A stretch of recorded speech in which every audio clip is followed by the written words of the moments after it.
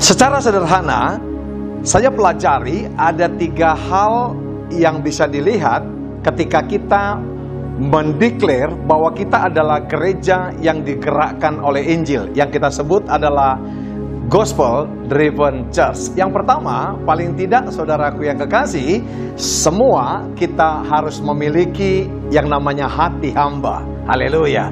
Nah saudara, hamba Tuhan yang dimaksud dalam perikop yang akan kita bedah bukan hanya bagi PDP, PDM atau PDT atau gembala, penginjil, guru, rasul, dan nabi, tapi kita semua yang adalah gereja dan orang-orang percaya.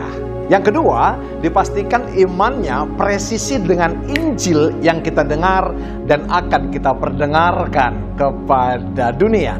Yang ketiga, hidup kita seharusnya tidak menurut perkataan dunia atau manusia, tapi menurut perkataan yang memperhamba kita, yang memakai kita sebagai hamba Tuhan, yaitu Yesus Kristus, Juru Selamat kita yang hidup, yaitu Injil sepenuh. Baru kita bisa disebut adalah gereja atau pribadi-pribadi yang hidupnya digerakkan oleh Injil, yang kita lagi dengungkan-gongkan di gereja kita, yaitu Gospel Driven Life. Kita merujuk kepada ayat yang disuguhkan kepada kita pagi ini, yaitu Lukas 1 ayat 38. Kata Maria, sesungguhnya aku ini adalah hamba Tuhan, jadilah padaku menurut perkataanmu ini. Lalu malaikat itu meninggalkan dia. Haleluya. Perkataanmu. Munya di sini saudara adalah kecil, karena yang berkata-kata kepada Maria adalah malaikat, bukan Tuhan langsung. Karena malaikat adalah saudara, suruhan Tuhan atau utusan Tuhan. Lewat komunikasi Maria dan malaikat ini, ada beberapa hal yang saya tangkap saudara dari percakapan mereka. Haleluya. Apa saja saudara? Yang pertama saudara, respon Maria saudara yang kekasih benar sekali dan luar biasa, iya kan? Yang kedua, dia tidak mempunyai yang namanya mental block dan penolakan. Karena apa? Yang dihadapi adalah kemustahilan, sebab itu dikatakan gua belum punya suami. Yang ketiga, Maria rendah hati ketika malaikat menyampaikan sesuatu, sekalipun itu di mata manusia yang lain adalah kemustahilan. Yang keempat, saya catat, Maria percaya dengan perkataan Tuhan lewat malaikat yang diutusnya. Saudara, reality dan result tidak selalu sama saudara. Tapi saya mau bedah saudara begini, sekalipun realitinya negatif,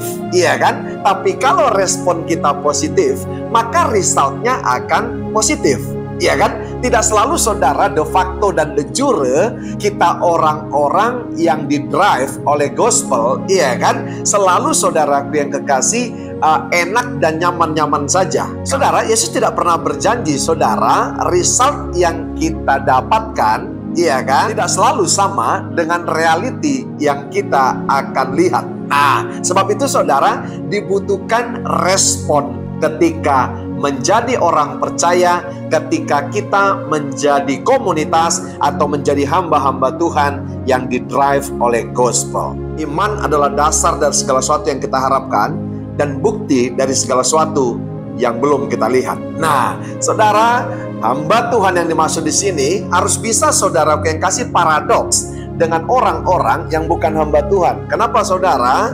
Dia harus mau dan bisa mengatakan apa yang dianggap orang lain mustahil, maka bagi dia tidak ada yang mustahil. Haleluya.